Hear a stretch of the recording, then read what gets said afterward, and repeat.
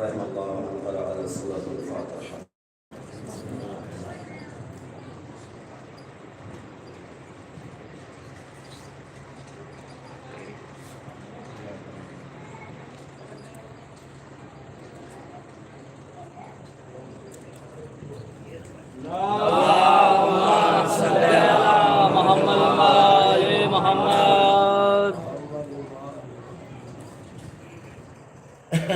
ماشاء اللہ لا حول ولا قوة إلا بالله العلي العظيم. أعوذ بالله من الشيطان اللعين الرجيم. بسم الله الرحمن الرحيم. الحمد لله الذي هدانا لهذا وما كنا لنهتدي لولا أن هدانا الله. لقد جاءت رسل ربنا بالحق. الصلاة والسلام والتحية والإكرام على نبي المؤيد والرسول المسدد المصطفى الأمجد والمحمود الأحمد مولانا ومولى الثقلين جد الحسن والحسين أبي القاسم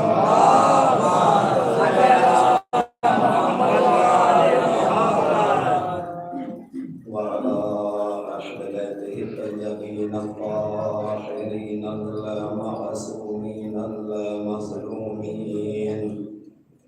ولعنة الدائمة على آبائهم أجمعين من الآن إلى قيام يوم الدين. أما بعد فقد قال الله تبارك وتعالى في محكم كتابه المبين وهو أصدق الصادقين وقوله الحق. بسم الله الرحمن الرحيم. إن الدين عند الله الإسلام. صلى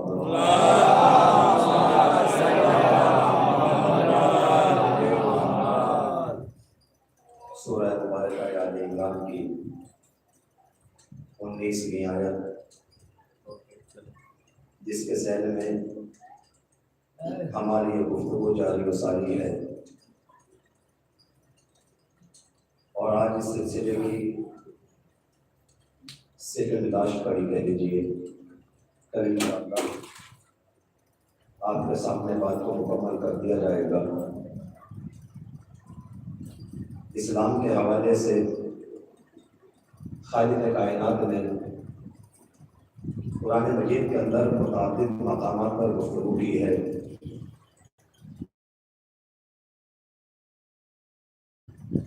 لیکن اس آیت کے اندر اللہ نے بالکل کلیئر کیا کہ ہمارا پسندیدہ مذہب اور ہمارا چنا ہوا دین اگر کوئی ہے تو اس دین کو اسلام کہا جاتا ہے۔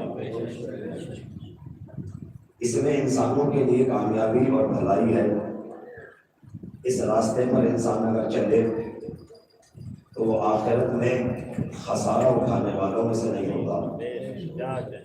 اسلام کامیابی کا مذہب، کامرانی کا مذہب، عزتوں کا مذہب، علم کا مذہب، عمل کا مذہب، اچھائی کا مذہب، اور خالق کائنات نے اس دین کی تبلیغ کے لیے کم و بیش 1,24,000 پیغمبر آپ کے اور ہمارے درمیان میں بھیجے۔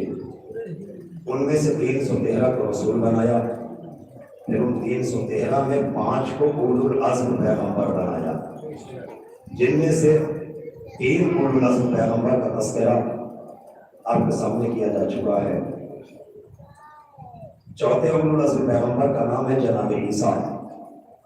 اللہ نے ان کو کلمۃ اللہ کا لقب دیا، روح اللہ کا لقب دیا، اور اپنی قدرت کاملہ سے بغیر باپ کو پیدا کیا۔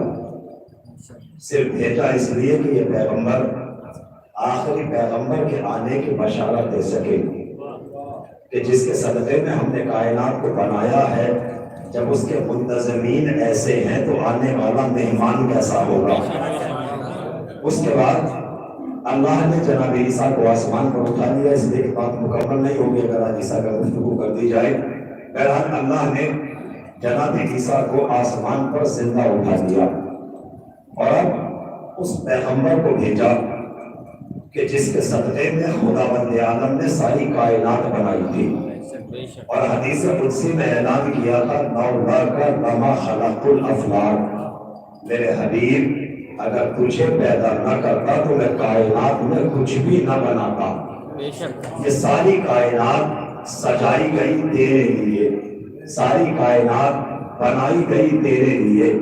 یہ کائنات کی رنگینیاں محمد کا صدقہ ہے، یہ آفتاب و مہتاب کی قندیلیں محمد کا صدقہ ہے، یہ ستاروں کی سجی ہوئی انجمن محمد کا صدقہ ہے، یہ زمین پہ بہتے ہوئے دریا محمد کا صدقہ ہے، یہ آسمان کو بیلنس کرنے والے پہاڑ محمد کا صدقہ ہے، یہ چٹکتی ہوئی کلیاں محمد کا صدقہ ہے، یہ مہکتے ہوئے پھول محمد کا صدقہ ہے، یہ پرواز کرتے ہوئے طیور محمد کا صدقہ ہے، یہ سجدہ کرتے ہوئے انسان محمد کا صدقہ ہے، یہ جنگلوں میں دوڑتے ہوئے وحوش محمد کا صدقہ ہے۔ یعنی اگر یہ نبی کائنات کے اندر نہ آتا تو کائنات میں کچھ بھی پیدا نہ ہوتا۔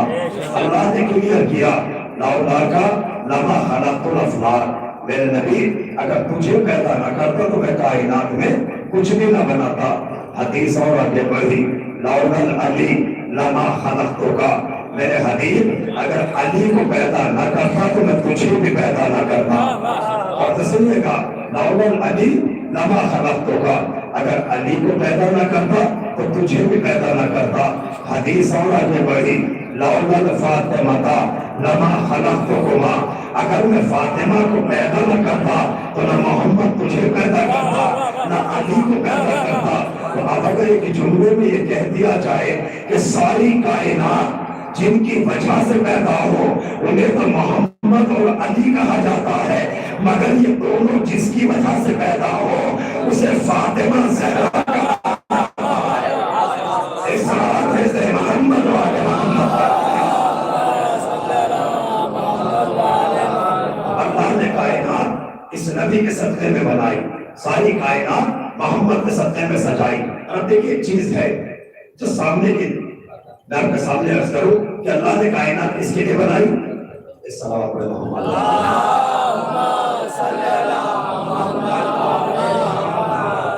ایک اور جاگتی ہوئی سلام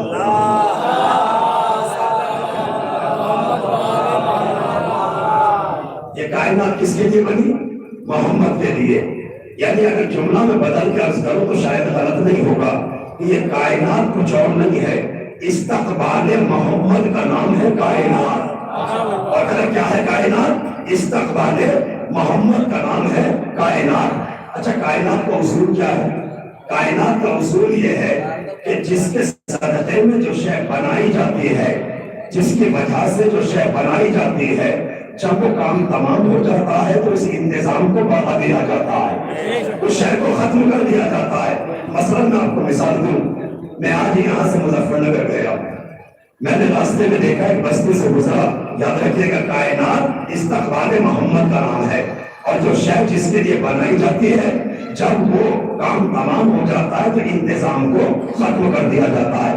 میں یہاں سے نکلا مظفر نگر کے لیے، اور جب میں راستے میں بستی سے گزرا تو میں نے دیکھا کہ کچھ لوگ ہیں جو گلی کو صاف کر کے اس میں میٹ بچھا رہے ہیں۔ تھوڑا سا اور آگے بڑھا تو میں نے دیکھا کہ ایک اسٹیج لگایا جا رہا ہے، مائک پہ رکھا جا رہا ہے، قالین بچھایا جا رہا ہے۔ میں گاڑی سے اترا اور میں نے اترنے کے بعد ان منتظمین سے پوچھا، بھائی یہ استقبال کس کا ہے؟ یہ صفائی کیوں ہے؟ یہ قالین کیوں ہے؟ یہ اسٹیج کیوں ہے، یہ روشنیوں کا انتظام کیوں ہے، یہ مائک کیوں ہے؟ تو انہوں نے پلٹ کے کہا مولانا آج ہماری بستی میں فلاں نیتا آ رہے اور یہ جتنا انتظام ہے سب ان کے لیے کیا جا رہا ہے۔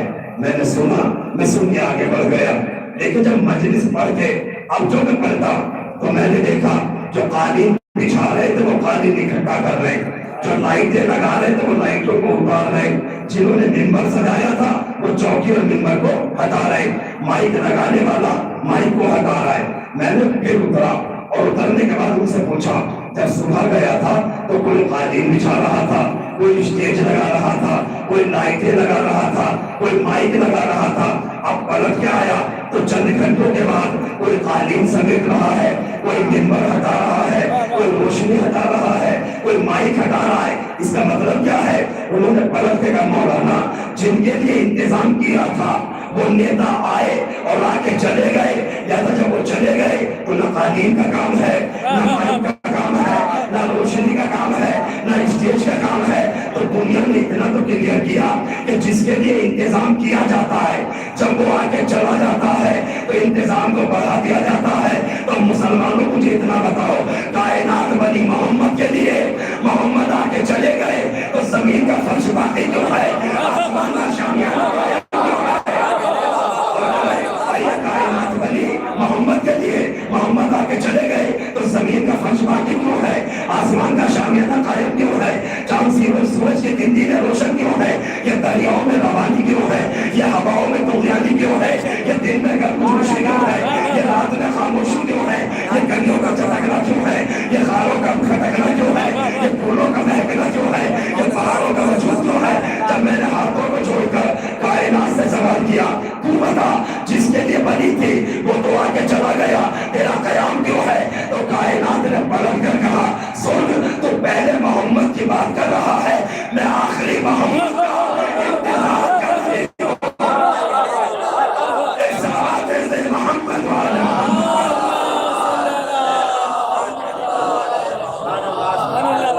تم پہلے محمد کی بات کر رہے ہو، میں آخری محمد کی بات کر رہی ہوں۔ لہذا اللہ نے اتنے عظیم پیغمبر کو جسے خاتم النبیین بنایا، سید المرسلین بنایا، اب اسلام کی بات دور دے کر سب سے آخر میں اللہ نے اس نبی کو بھیجا۔ اور اپنے بچوں کے لیے عرض کر دوں، ابھی آپ نے 2 مہینے پہلے سنا ہوگا اسلام مذہب نیا ہے، 1500 سال کا ہے، ہندو مذہب بہت پرانا ہے۔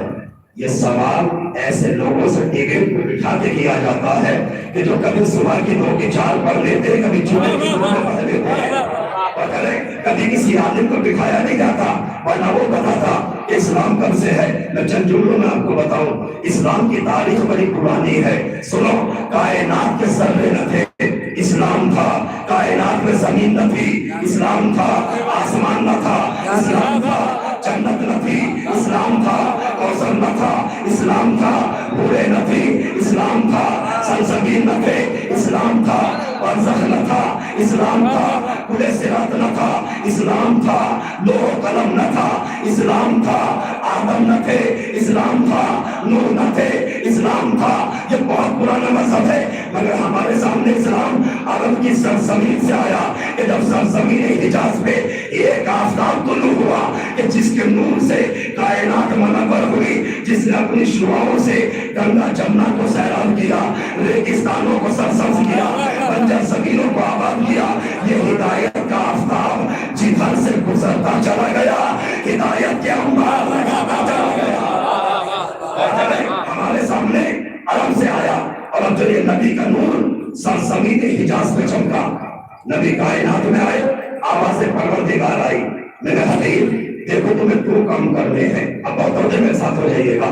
اسلام کیا آپ کو بتانا چاہتا ہوں، تعمیر کی منزلوں کو توڑتے ہوئے نبی کائنات میں آئے، آواز قدرت آئی۔ میرے حبیب ہم نے تمہیں سید الانبیاء بنا کے بھیجا ہے، اشرف المخلوقات کا خطاب دے کے بھیجا ہے، تو تمہاری ذمہ داری بھی زیادہ ہے۔ معبود مجھے کرنا کیا ہوگا؟ میرے حبیب تمہیں 2 کام کرنے ہوں گے۔ بتا پروردگار میں حاضر ہوں، مجھے کون سے 2 کام کرنے ہیں؟ کہ تمہیں 2 کام یہ کرنے ہیں۔ پہلا کام یہ ہے کہ تمہیں دین کو پالنا ہے، اور دوسرا کام یہ ہے کہ تمہیں دین بنا کو پالنا ہے۔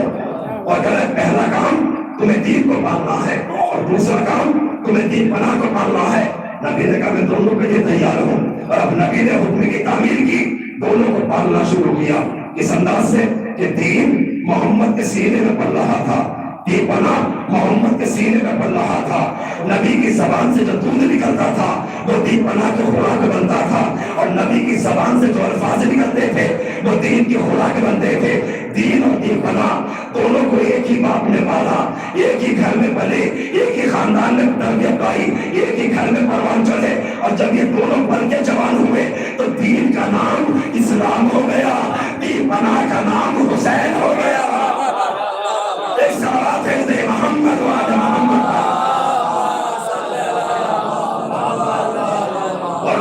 اور اب آواز قدرت آئی, میرے حبیب ذرا پہچانواؤ تو صحیح, دین کو بھی پہچانواؤ, دین پناہ کو بھی پہچانواؤ.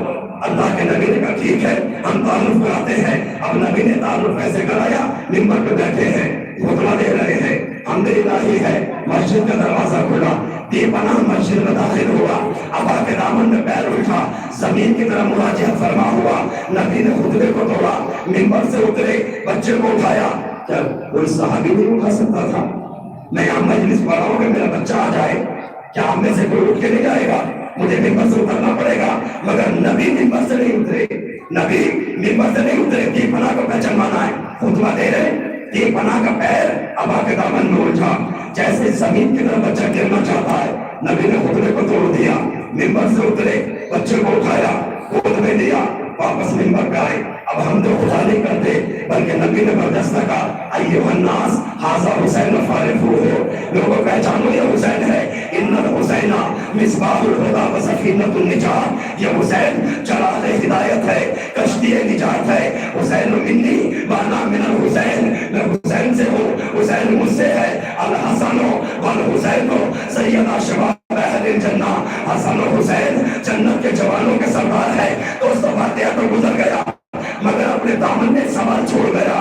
نبی نے خطبہ کیوں توڑا, کسی سے اور سے اٹھوایا کیوں نہیں؟ جب میں نے رسالت کی بارگاہ میں سوال کیا, پیغمبر اتنے چاہنے والے ہیں, ایک بچے کا مسئلہ ہے, اشارہ کیجئے. انہیں کہا خاموش ہو جا, اگر عام بچہ ہوتا تو صحابی سے اٹھوا لیتا, یہ عام نہیں ہے, وہاں کا امام ہے جو اٹھا ہے. میں نے خطبے کو توڑا, بچے کو اٹھایا اور زمانے کو پیغام دیا. یاد رکھنا نبوت و امامت کا یہی تو امتیازی فرق ہے کہ اگر امامت پہ وقت پڑے گا تو نبوت اٹھائے گی, نبوت پہ وقت پڑے گا تو امامت اٹھائے گی.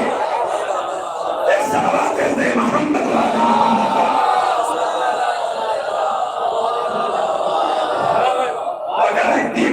چلایا. اب آواز قدرت آئی, میرے حبیب یہ پناہ کا تعارف کو کرا دیا, ذرا دین کا تعارف بھی کرا دو, اسلام کو بھی پہچانواؤ. نبی نے کہا اچھا اسلام کو پہچانواتا ہوں. یہ کہہ کے نبی کو بیس پہ گئے, سامنے کافر و مشرک ہیں. جانے کے بعد کہتے سنو, میرا بچپن تم نے دیکھا, میرا لاڑپن تم نے دیکھا, میری جوانی تم نے دیکھی, بتاؤ میرے بارے میں کیا رائے رکھتے ہو؟ سب نے ایک زبان ہو کے کہا عبداللہ کے بیٹے تو صادق بھی ہے امین بھی ہے. کون کہہ رہے؟ کافر و مشرک. تو صادق بھی ہے امین بھی ہے. آپ صاحبان فہم ہیں, صاحبان علم ہیں, آپ جانتے ہیں صداقت کا تعلق زبان سے ہوتا ہے, امانت کا ہوتا ہے. کافروں نے کیا کہا؟ تو صادق بھی ہے امین بھی ہے. یعنی اگر آسان لفظوں میں کہا جائے تو کافر و مشرک کا مطلب کیا تھا؟ نبی ہمیں تمہاری زبان پہ بھی اعتبار ہے, ہمیں تمہارے ہاتھوں میں بھی اعتبار ہے. یہ کافر و مشرک کی منزل ہے کہ جو کہہ رہے ہیں ہمیں آپ کی زبان میں بھی اعتبار, آپ کے ہاتھوں میں بھی اعتبار. ہم میری سمجھ میں نہیں آتا میں ان مسلمانوں کو کیا کہوں کہ محمد غدیر نے زبان سے من کندو کہتے رہے, ہاتھوں میں علی کو دکھاتے رہے, زبان سے من کندو کہتے رہے, ہاتھوں میں علی کو اٹھاتے رہے. مگر غدیر والوں نے نہ نبی کی زبان پہ اعتبار کیا, نہ نبی کے ہاتھوں میں اعتبار کیا. وہ صادق بھی ہے امین بھی ہے. نبی نے کہا اچھا صادق مانتے ہو, امین مانتے ہو, دین پہچان والے محمد. اگر میں کہوں پہاڑ کے پیچھے کا لشکر آ رہا ہے, تم چڑھ کے دیکھو تمہیں نظر نہ آئے, تو میرے بارے میں کیا رائے قائم کرو گے؟ سب نے پھر بیک زبان ہو کر خراج عقیدت پیش کیا اور ایک جملہ کہا عبداللہ کے بیٹے ہم کافر ہیں، بے غیرت نہیں ہیں۔ اگر ہم نے چڑھ کے دیکھا لشکر نظر نہ آیا تو ہم سمجھیں گے اندھے ہو گئے، تو ٹھیک کہتا ہے۔ نبی نے کہا اچھا اتنا بھروسہ ہے میری زبان پر، اتنا اعتبار ہے میری ذات پر، تو جب میرے کہنے پر بغیر دیکھے ایک لشکر کے آنے کا یقین رکھتے ہو تو بغیر دیکھے ایک اللہ کو بھی مان لو۔ اور کہہ رہے تھے کہ اسلام کو پہچانا جا رہا ہے، میرے کہنے پر بغیر دیکھے ایک اللہ کو بھی مان لو۔ اب جو نبی نے کہا تو جو سر اٹھے ہوئے تو وہ چھپ گئے، اور انہوں نے فوراً کہا کل سوچ کے بتائیں گے۔ اور کہتے کیا؟ کل سوچ کے بتائیں گے۔ چلے گئے، اگلا دن ہوا، نبی نے پھر بلا لیا، کھانا سجایا، کھانا کھایا۔ نبی نے کہا کیا سوچا؟ کل سوچ کے بتائیں گے۔ پھر چلے گئے، پھر آئے، اس لیے کہ گوشت میں پاور ہی اتنی ہوتی ہے، اگر تبرک ہلکا رکھ دیا جائے تو مجمع کم، اور نان گوشت کر دیا جائے تو جو کبھی نہیں آتا وہ بھی وقت سے پہلے آ جاتا ہے۔ یہ روٹی بوٹی کا مسئلہ بڑا پرانا ہے اسلام میں، اور کریں جیسا یاد رکھے گا۔ ابھی پھر آ گئے، نبی نے کہا کیا سوچا؟ کل پھر سوچ کے بتائیں گے۔ اب جو 3 دن گزرے، آواز قدرت آئی، نبی یہ بگڑے ہوئے عرب کے اوباش لوگ ہیں، یہ آج کل کر کے پرسوں گزار دیں گے، ایسے 3 دن پہلے گا، یہ تمہیں راستہ نہیں دیں گے، اب ان سے تم ہمارے طریقے سے اسلام کو منواؤ۔ پروردگار کیسے کہیں کل کو بلاؤ، اور جو ہم کہیں وہ ان سے سوال کرنا۔ نبی نے کہا پھر آنا، اچھا سوچ کے بتا دینا۔ ابھی اگلے دن چوتھے دن یعنی پھر آئے، جب یہ آ گئے، اب حکم خدا ہوا، میرے حبیب ذرا ان سے اتنا پوچھ لو بس کہ اللہ ہے یا نہیں ہے۔ اسلام کیسے پہنچایا گیا؟ ان سے اتنا پوچھ لو اللہ ہے یا نہیں ہے۔ نبی نے ان سے سوال کیا یہ بتاؤ اللہ ہے یا نہیں؟ انہوں نے برجستہ کہہ دیا ہاں اللہ ہے۔ کہا جاؤ چھٹی، کل سبق یاد کر کے آنا ہوگا، مکتب سے غیر حاضری نہیں کرنا، آنا ضرور۔ اب یہ چلے گئے بڑے خوش، کہ محمد اب ایک والی بات نہیں کرتا، سیدھا سیدھا سوال کر لیا اللہ ہے یا نہیں، وہ تو ہے ہی، ہم نے کہہ دیا۔ ابھی اگلے دن آئے، آ کے بیٹھ گئے، نبی نے کہا سبق سناؤ کل کا۔ انہوں نے کہا آپ صادق و امین ہیں، اللہ ہے۔ توجہ سنیں گا کیسے اسلام پھیلایا گیا۔ آپ صادق و امین ہیں، اللہ ہے۔ حکم خدا ہوا، میرے حبیب ان سے پوچھو اللہ صاحب عزت ہے یا نہیں ہے؟ اور کہہ رہے نبی نے ان سے پوچھا اللہ صاحب عزت ہے یا نہیں؟ انہوں نے کہا ہاں اللہ صاحب عزت ہے۔ کہا جاؤ چھوٹی، کل پھر یاد کر کے آنا۔ انہوں نے کہا بڑا چھوٹا سا ڈنڈی ہوتی ہے نا، ڈانٹ پڑتی ہے۔ ابھی پھر چلے گئے، تیسرے دن پھر آئے، نبی نے کہا سناؤ سبق۔ کہا آپ صادق و امین ہیں، اللہ ہے، اللہ صاحب عزت ہے۔ حکم خدا ہوا، میرے حبیب ان سے پوچھو اللہ کی عزت باپ کے برابر بھی ہے یا نہیں؟ تمہاری نظروں میں اللہ کی عزت باپ کے برابر بھی ہے یا نہیں ہے؟ نبی نے ان سے سوال کیا، انہوں نے کہا ہاں اللہ کی عزت باپ کے برابر ہے۔ نبی نے کہا جاؤ چھٹی، کل پھر سبق یاد کر کے آنا۔ آگے پھر چلے گئے، فرق کیا ہے؟ اب نبی نے سنیے گا کیسے اسلام پہنچایا گیا۔ نبی نے کہا سبق سناؤ کر کا۔ انہوں نے کہا صادق و امین ہے، اللہ ہے، اللہ صاحب عزت ہے، اللہ کی عزت باپ کے برابر ہے۔ جیسے انہوں نے یہ کہا اللہ کی عزت باپ کے برابر ہے، آواز قدرت آئی، ذرا اس جملے کی تکرار کراؤ حبیب، ان سے بار بار یہ جملہ کہلواؤ۔ انہوں نے جب 2-3 مرتبہ یہ کہہ دیا اللہ کی عزت باپ کے برابر ہے، آواز قدرت آئی یہیں سے وحدانیت کا پیغام دے دو۔ پر نبی نے فوراً پلٹ کے کہا یہ بتاؤ اللہ کی عزت باپ کے برابر ہے؟ کہا اللہ کی عزت باپ کے برابر ہے۔ تو نبی نے برجستہ سوال کیا یہ بتاؤ باپ کتنے ہیں؟ یہ بتاؤ باپ کتنے ہیں؟ انہوں نے فوراً گھبرا کے کہا ایک سے باپ 2 نہیں ہو سکتے، اس کی طرح اللہ 2 نہیں ہو سکتے۔ محمد والے محمد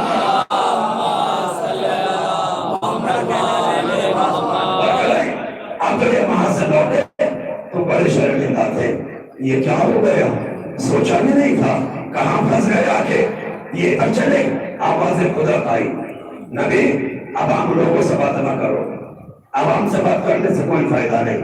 پروردگار کیا کرو، وَأَنذِرْ عَشِيرَتَكَ الْأَقْرَبِينَ، اب اپنے خاندان والوں سے بات کرو، اپنے خاندان والوں کو اسلام کی دعوت دو۔ نبی نے بلایا 32 یا 34 آدمی، 8 یا 6 عورتیں آئیں، آگے بیٹھ گئے۔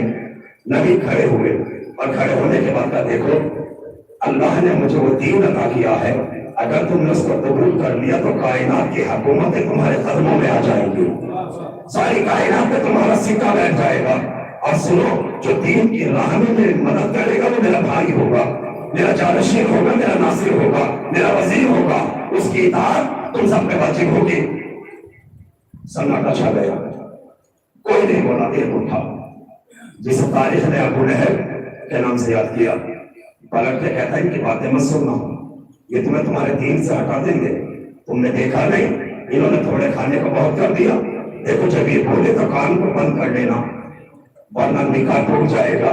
اور کر رہے ہیں یہ اس طرح کے ڈرانے آج کے نہیں ہیں، بہت پرانے ہیں، تاکہ انسان کے کانوں میں حق کی آواز نہ جانے پائے۔ اب اس نے مجمع کو بیٹھایا، مجمع اٹھا اور چلا گیا۔ نبی نے علی کو پھر بھیجا، پہچاننے ہم روٹی بوٹی میں کتنی پاور ہوتی ہے، جھٹلا کے گئے ہیں، بات مان کے نہیں گئے، اگلے دن دعوت ہوئی پھر آ گئے، آ کے بیٹھ گئے، نبی نے پھر کھانا کھلایا، پھر اٹھنا چاہے اس نے پھر بیٹھا دیا، مجمع پھر اٹھ کے چلا گیا۔ تیسرا دن ہوا، اب نبی نے انہیں کھانا کھلایا، اور اب جو اس نے اٹھنا چاہا تب تاریخ نے لکھا کہ دعوت کے کمرے کے کونے سے ایک بوڑھا مجاہد اٹھا، جس کے سر میں سیاہ عمامہ تھا، جس کی آنکھوں میں خون اترا ہوا تھا، جس کی کمر میں تلوار لگی ہوئی تھی، وہ خیز کے عالم میں اٹھا، سیدھا ہوا، سیدھا ہو کے چلتا ہوا ابو لہب کے قریب آیا، آنے کے بعد غصے کے عالم میں اس کے گریبان میں ہاتھ ڈالا، اور ڈالنے کے بعد اسے دبایا، اور دبانے کے بعد محمد کی طرف دیکھا تو خطبے کے پہلے جملے ہیں، ادھر نبی کی طرف دیکھا، فتبسم ابی طالب، محمد کو دیکھ کے ابو طالب مسکرائے۔ اللہ نے احترام رسالت ابو طالب کے نظر میں، غصے کے عالم میں انسان کو ادب یاد نہیں رہتا، اسے غصے کے عالم میں بٹھایا اور دبائے دبائے نبی کی طرف دیکھا تو فتبسم ابی طالب، ابو طالب مسکرائے، اور مسکرا کر زمانے کو بتایا، یاد رکھنا محمد ابو طالب کے بھتیجے کا نام نہیں ہے، ابو طالب کے ایمان کا نام ہے۔ اور مسکرائے، اور مسکرانے کے بعد اس کے گریبان میں ہاتھ ڈالا، غصے کے عالم میں دبایا، نبی کے چہرے پہ نظر تو لبوں کا مسکراہٹ، اسے دبا کر ایک جملہ کہا، اب تو ابو طالب اس وقت تک تجھے یہاں سے نہیں ہلنے دے گا جب تک میرا بیٹا لا الہ الا اللہ محمد رسول اللہ زبان پہ جاری نہ کر دے، نہ کہہ دے۔ اسے دکھایا، اور ابو طالب محمد کو دیکھ کے مسکرائے، اور اب اگلا جملہ خطبے کا کہ نبی کی طرف ایک ہاتھ سے اسے دبایا، اپنے طرف دیکھے گا، دوسرے ہاتھ سے ایسے اشارہ کیا، قم یا سیدی و مولائی، اے میرے سید و سردار آپ کھڑے ہو جائیے۔ کون کہہ رہا ہے؟ چچا کہہ رہا ہے بھتیجے کو، باپ کہہ رہا ہے بیٹے کو، ابو طالب احترام رسالت کا قانون بنا ہے، قم یا سیدی و مولائی، اے میرے سید و سردار آپ کھڑے ہو جائیے گا۔ ایک ہاتھ سے باطن کو دبا رکھا ہے، دوسرے ہاتھ سے نبی کو اٹھنے کا اشارہ کر رہے ہیں۔ ہمیں جملہ آپ تک پہنچا دوں، آپ نے پہچانا ابو طالب کس پاور کا نام ہے؟ ابو طالب نام ہے اس طاقت کا جو ایک وقت میں ایک ہاتھ سے باطن کو دبا بھی سکتا ہے، حق کو اٹھا بھی سکتا ہے۔ ایک جواب دے محمد والا محمد، دبایا، اور دبانے کے بعد کیا کہا؟ قم یا سیدی و مولائی، اے میرے سید و سردار آپ کھڑے ہو جائیے۔ فتکلم بما تحبون، وہ جو کہنا چاہتے ہیں کہیے، وبلغ رسالتہ ربک، اور اپنے رب کی رسالت کی تبلیغ کیجیے گا۔ یہ ابو طالب کے جملے ہیں۔ کیا کہا ابو طالب نے؟ پہلا جملہ قم یا سیدی و مولائی، اے میرے سید، اے میرے مولا آپ کھڑے ہو جائیے۔ بقول فاضل بن عبد الصمد کے کہا ابو طالب نے روز اول دعوت صلح شیرہ میں محمد کو مولا کہا، ابھی مولا کے بارے میں کوئی آیت نازل نہیں ہوئی، جیسے ابو طالب نے مولا کہا آواز قدرت آئی، ابو طالب حل جزاء الاحسان الا الاحسان، احسان کا بدلہ احسان ہے۔ اور اب ان کا جملہ ہے کہ آواز قدرت آئی کہ 40 کافروں کے مجمع میں ہمارے نبی کو مولا کہنے والے ابو طالب، ہمیں بھی قسم ہے اپنے عزت و جلال کی، اگر 1.25 لاکھ کے مجمع میں تیرے بیٹے کو مولا نہ بنا دے، ایک سارا پھیل دے محمد والا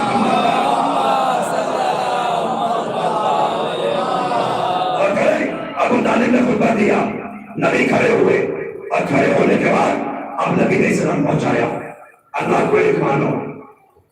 पैदानियत को कबूल करो। कौन है जो इस मामले में मेरी मदद करे? 11 साल का बच्चा खड़ा हो गया और खड़ा होने के बाद कहता है, या रसूलुल्लाह, मैं आपकी नुसरत करूंगा। या मोहम्मद ने कहा, या बिन अब्दुल्ला ने कहा, इसलिए कि अगर या मोहम्मद कह के मदद का वादा करते तो जब तक मोहम्मद कायनात में थे उस वक्त तक वादा रहता और उसके बाद वादा खत्म हो जाता। मगर अली ने क्या कहा, या रसूलुल्लाह, मैं वादा करता हूँ दीन के मामले में आपकी मदद करूंगा। इसका मतलब यह है जब तक कायनात में लफ्ज़ रसूल जिंदा है, अली की नुसरत जिंदा है, और अगर मैं मदद करूंगा और मैं आपके दुश्मनों से आपकी हिफाजत करूंगा। फिर इरफान राज़ी साहब का जुमला मुझे याद आता है कि 11 साल का बच्चा खड़ा हुआ और खड़ा होने के बाद कहता है, मैं आपकी मदद करूंगा। कहा, अली के कहने का मतलब जानते हैं आप? अली कहना क्या चाहते थे? अली बताना चाहते थे, सुनो, ऐलाने रिसालत आप करेंगे, तस्दीक रिसालत में करूंगा, ऐलाने जंग आप करेंगे, फतेह जंग में करूंगा, हिजरत आप करेंगे, इस तरह में सोना आप देंगे, तबलीग में करूंगा, आदम आप देंगे, खैबर में उखाड़ूंगा, वतन सुनेगा, कांधा आपका होगा, बुद्ध में तोड़ूंगा, आपका होगा, हुकूमत मेरी होगी, नबूवत निकाह आप करेंगे, तलाक मैं दूंगा। एक साथ दे मोहम्मद वाला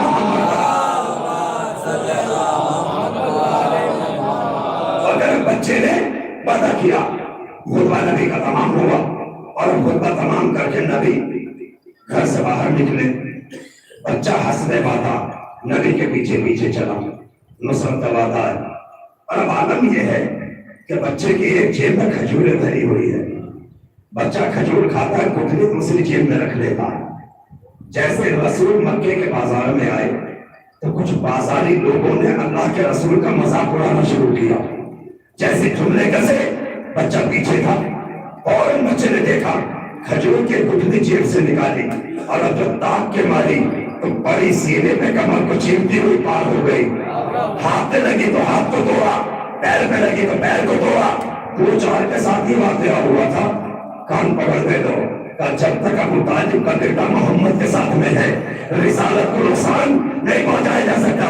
आज जब हम इस रिवायत को पढ़ते हैं तो कहते हैं यही तो है शुरू की आदत, ये अली को उससे ज्यादा बढ़ा देते। भला बचपन का जमाना, अली की 11 साल की उम्र, एक खजूर की गुठली, इतनी ताकत कैसे आ सकती है कि वो सीने को तोड़ के कमर के पार निकल जाए? मैंने कहा अच्छा ये उलू है तो उठाओ कुरान मजीद का 30वां पारा, उठाओ सूरह फील, उसके अंदर इरशाद होता है, अलम तरा कैफा फ़अला रब्बुका बिअस्हाबिल फील, क्या तुमने नहीं देखा हमने हाथियों वाले लश्कर के साथ क्या किया? वअरसला अलैहिम तायरन अबाबील, हमने उन पर अबाबील का लश्कर भेज दिया। उसने कहा क्या? एक मसूर की दाल के दाने के बराबर कंकर थी। अब जो उसने छोड़ी तो लोहे के खौफ को तोड़ा, न जिस सर को चीरा, सीने को चीरा, शिकम को चीरा, हाथी को भूसा बनाया, जमीन तक उतर आई। मैंने कहा बताओ, एक अबाबील के पंजे में इतनी ताकत कहां से आ गई कि एक जरा से कंकर हाथी का चीर दे, लोहे के खौफ को तोड़ दे? कसाबों का मसला था, वहां इसलिए पावर आ गई कि वो बैतुल्लाह की हिफाजत का मामला था, इसलिए अल्लाह ने इतनी पावर दे दी। मैंने कहा यही तो हम कह रहे हैं, अगर वहां पर बैतुल्लाह की हिफाजत का मामला था तो यहाँ पर रसूलुल्लाह की हिफाजत का मामला है। इसलिए बच्चा साथ साथ चला, हिफाजत करता रहा और क्या कहा? या रसूलुल्लाह, मैं जब तक जिंदा हूं आपकी मदद करूंगा। अच्छा अली ने की या नहीं की मदद? जब तक जिंदा रहे की। क्या अली की जिंदगी के बाद मदद खत्म हो गई? क्या दीन को कोई बचाने वाला नहीं रहा? अगर अली की मदद अली तक थी तो मेरे हसन को जहर क्यों दिया गया? और अगर अली की मदद अली तक थी तो फिर हुसैन ने मदीने को क्यों छोड़ा? और ऐसे माहौल में छोड़ा क्या अमीर अली इसका मसला करते? हुसैन ने यही नाना के गुस्से में जाके कहा था, नाना ये वो दिन है कि परिंदे भी नहीं छोड़ देखा, मुझको दरपेश है रोज़ों में आफत का सफर है, कहीं कत्ल का सामा, कहीं लुट जाने का डर, 7 बच्चों का है या बादशाह जिन्नो बशर, तंग जीने से मुबास अपने बुला लो नाना, अपनी कुर्बत में नवासे को छिपा लो नाना। अगर नुसरत नहीं थी तो हुसैन क्यों निकले?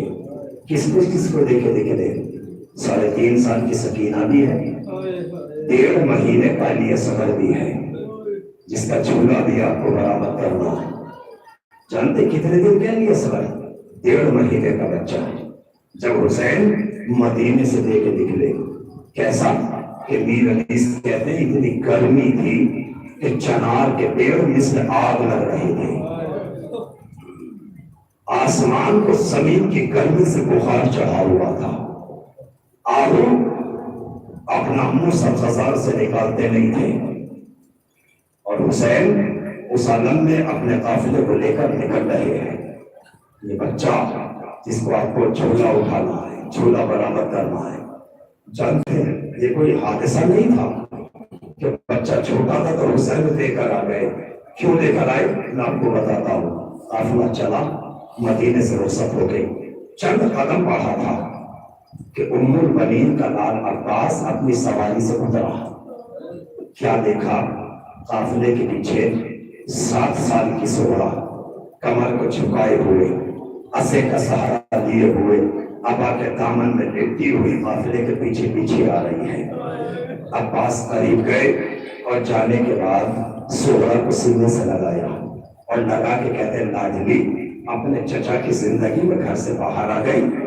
میرے لال کیا تو جانتی نہیں ہے تیرا چچا غیور ہے، غیرتدار ہے؟ چچا میں جانتی ہوں، میرا نام محضر نامے میں نہیں ہے۔ چچا میں جاننے کے لیے نہیں آئی، میرے لال کیوں آئی ہے؟ چچا میں بیمار ہوں، پہلو میں دل دھڑک رہا ہے، پتہ نہیں کون سا سورج زندگی کا آخری سورج ہو جائے۔ چچا میری زندگی کا کوئی بھروسہ نہیں، ایک آخری تمنا اپنی بھتیجی کی پوری کر دو، کہو میرے لال کیا چاہتی ہو؟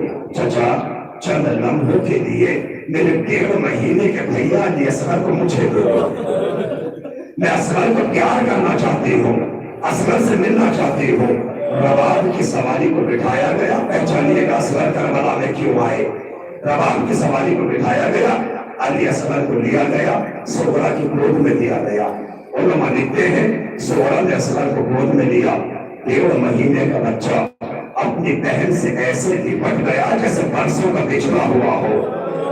عزاداروں بہن بھائی آپس میں گلے ملے، اور کچھ دیر کے بعد سغرا نے اصغر کو ہاتھوں کے سامنے لیا، چاند سے پیشانی کو دیکھا، مرج البحرین آنکھوں کو دیکھا، واللیل زلفوں کو دیکھا، برگ گل ہونٹوں کو دیکھا، چاند سے رخساروں کو دیکھا، اور یہ دیکھ کر سغرا نے اصغر کی ننھی سی پیشانی کا بوسہ لیا۔ حسین دیکھتے رہے، داہنے رخسار کو چوما، حسین دیکھتے رہے، بائیں رخسار کو چوما، حسین دیکھتے رہے۔ مگر علماء کہتے ہیں اب جو سغرا نے اصغر کے ننھے سے گلے کو چوما، حسین سے برداشت نہ ہوا اور فاطمہ کا لال منہ پھیر کے رونے لگا۔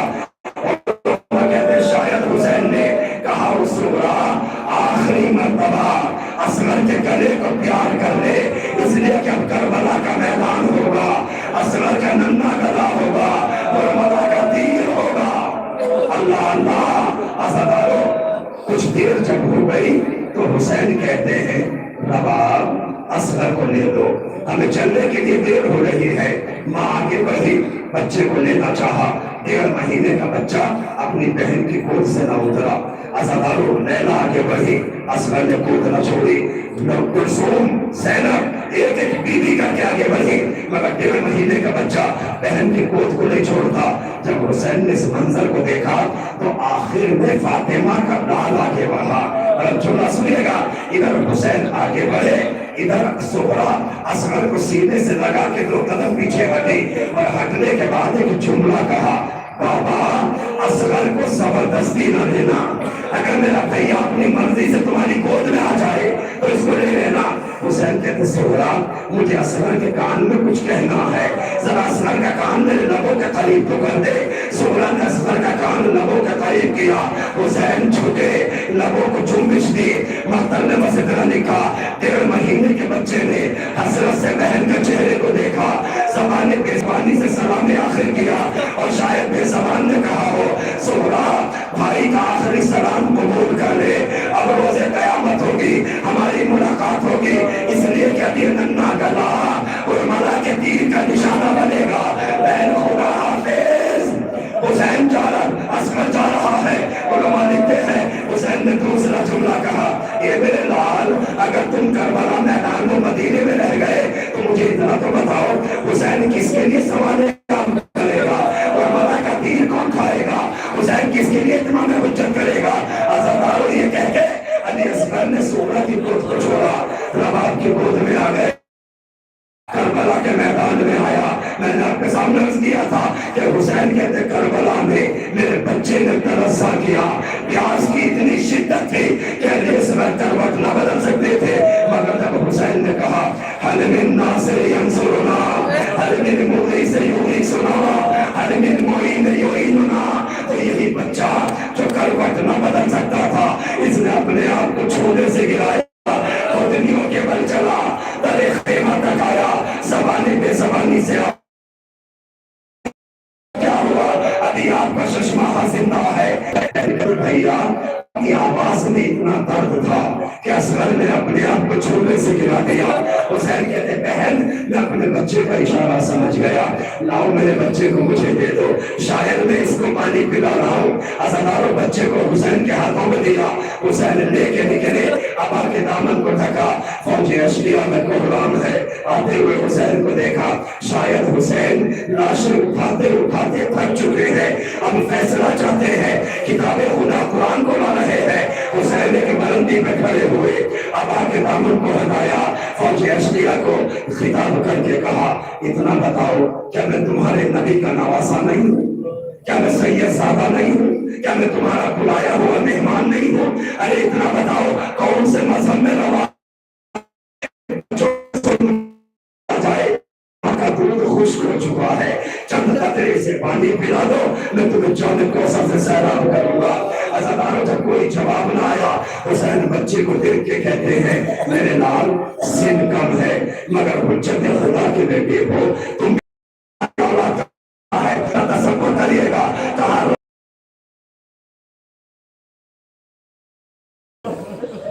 حسین نے رباب کے بچے کو کربلا پہ لٹایا، اور جب کوئی جواب نہ آیا حسین نے بچے کو اٹھایا۔ اور میں نے خطیب کا جملہ سنا، مجھے نہیں پتا صحیح ہے غلط ہے، مگر وہ خطیب پڑھ رہے تھے کہ جب حسین نے اصغر کو اٹھایا تو حسین کے ہاتھوں سے پانی ٹپکنے لگا۔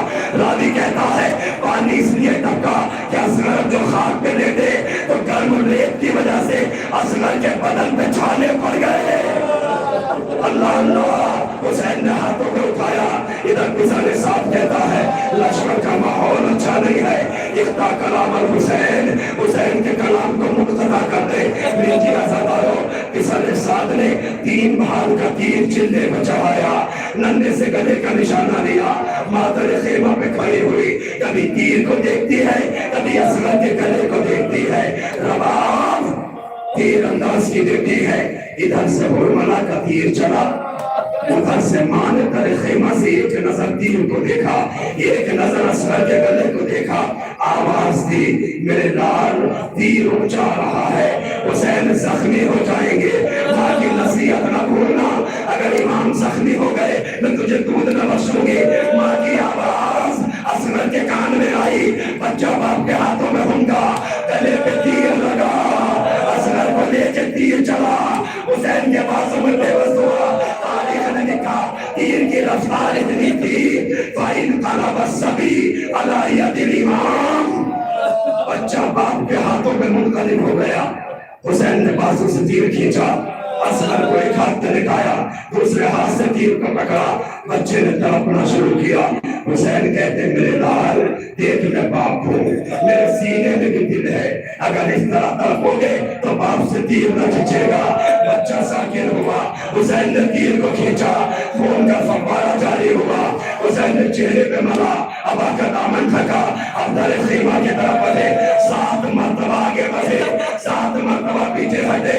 ارے اصغر کا جنازہ اتنا وزنی محسوس ہوا کہ فاطمہ کا لال خیمے میں جلدی سے نہ جا سکا، بار بار خیال آتا تھا رباب کو جواب کیا دوں گا، ماں دیکھے گی تو مر جائے گی۔ عزادارو ہمت کی، خیمے کے قریب گئے، ابا کا دامن اٹھا، خیمے کا پردہ پلٹا، رباب سے پہلے سکینہ نکل آئی، بابا بھیا کا پانی پلانا ہے۔ اب جو ماں نے دیکھا ایک جملہ کہا آمس لوگ آئیو نہار، اے میرے لال کیا تجھے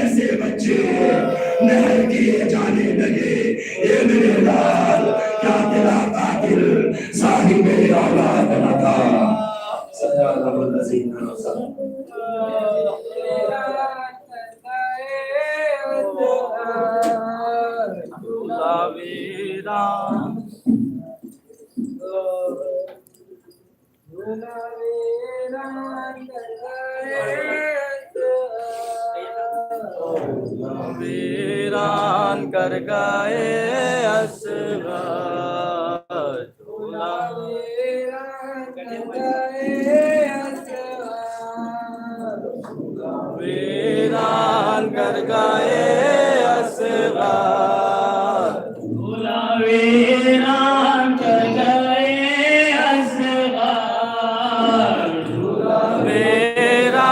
कर गए असगर, झूला वीरान कर गए असगर, झूला वीरान कर गए असगर, कम सीने में गुजर गए असगर, कम सीने में गुजर गए असगर, झूला वीरान कर गए असगर, झूला वीरान कर गए असगर, वो उम्र के ना जो याद आता है, वो उम्र के ना जो याद आता है, वो उम्र के ना जो याद आता है,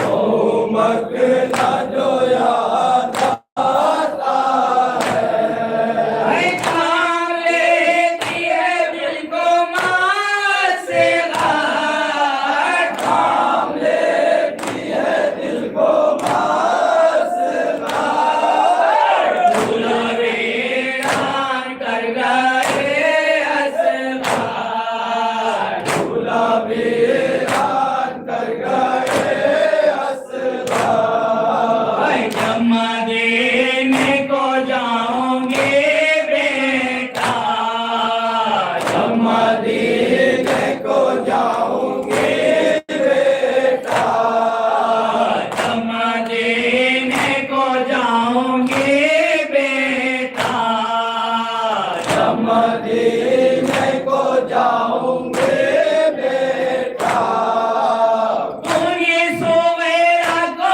क्या जवाब से बाहर, मुंगी सुगैरा को क्या जवाब से बाहर, झूला वीरान कर गए असगर, झूला वीरान कर गए असगर, अब तो वापस है ना कासिम है, अब तो वापस है ना कासिम है, अब तो वापस है ना कासिम है, अब तो वापस है ना कासिम है, दिल को समझाऊं किस तरह से बाहर, दिल को समझाऊं किस तरह